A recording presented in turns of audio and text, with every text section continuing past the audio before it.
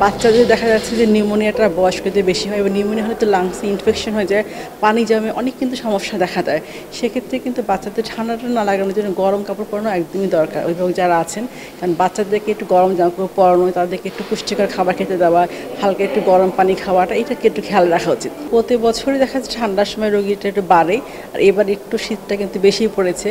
মৃদু থেকে মাঝারি শৈত্যপ্রবাহ যেটা ঢাকার বাইরে কিন্তু বেশি ছিল, ঢাকার মধ্যে কিন্তু একদিন ছিল, যার কারণে যে অ্যাজমা রোগীগুলো যারা শ্বাসকষ্টতে ভোগে সবসময়, তাদের কিন্তু এই শীতের সময় আরও বেশি প্রকোপটা বেশি দেখা যায়।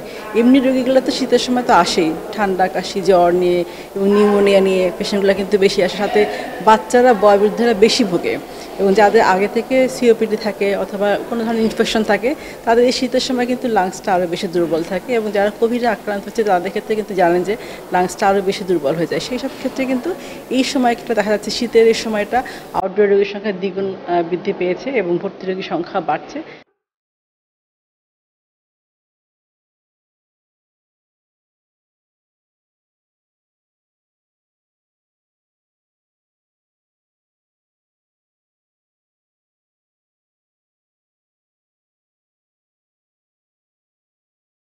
তো সবাইকে বলবো যে শীতকাল আসলে একটু ঠান্ডা কাশি লেগে থাকে, সেক্ষেত্রে প্রতিরোধমূলক ব্যবস্থা হিসাবে গরম জামা কাপড় পরা এবং পুষ্টিকর খাবার খাওয়া এবং যখন বাইরে বের হচ্ছে ধুলাবালি মুক্ত থাকার জন্য একটু মাস্কটা ব্যবহার করা এবং যাতে বাসায় যখন থাকবে ডাস্ট অ্যালার্জি যাদের আছে তাদেরকে এই যে কার্পেট বিভিন্ন ধরনের জিনিসগুলো একটু এড়িয়ে চলাটা ভালো এবং যাতে শীতটা না লাগে সেখানে হালকা একটু গরম পানি খাওয়া, মানে এই টাইপের ব্যবস্থা যদি থাকে তারা যদি নিয়ে থাকে ঠান্ডাটা অনেক কম লাগে। আর যদি লাগেও, যেহেতু হাসপাতালগুলো প্রস্তুত করা আছে, সব জায়গায় কিন্তু চিকিৎসা সেবাটা ভালো পাওয়া যাচ্ছে।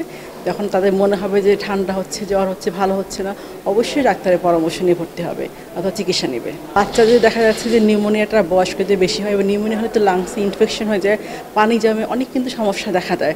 সেক্ষেত্রে কিন্তু বাচ্চাদের ঠান্ডাটা না লাগানোর জন্য গরম কাপড় পরানো একদমই দরকার। অভিভাবক যারা আছেন, কারণ বাচ্চাদেরকে একটু গরম জামা কাপড় পরানো, তাদেরকে একটু পুষ্টিকর খাবার খেতে দেওয়া, হালকা একটু গরম পানি খাওয়াটা, এটাকে একটু খেয়াল রাখা উচিত।